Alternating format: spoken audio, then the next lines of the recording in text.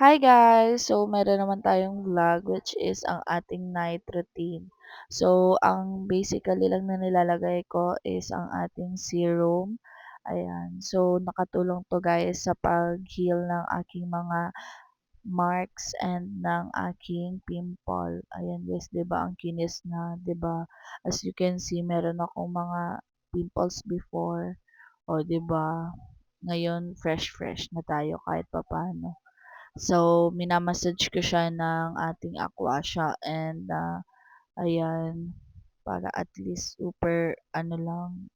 And after ko niyan guys, pag na-massage ko na siya, lalagyan ko siya ng whitening sunscreen ni Bello. So, hindi yan sponsor lahat guys. So, ginagamit ko talaga sila and super ganda and effective naman talaga kasi nila. And sila lang yung naging ano sa face ko. Kaya hindi talaga siya nakakaano kasi super ganda and quality naman niya guys. And after ko niyan ilagay guys, syempre maglalagay na ako ng perfume. So wala naman akong iba nilalagay sa aking face. Yan lang naman talaga. And part ng aking night routine ang perfume and ang ating lotion.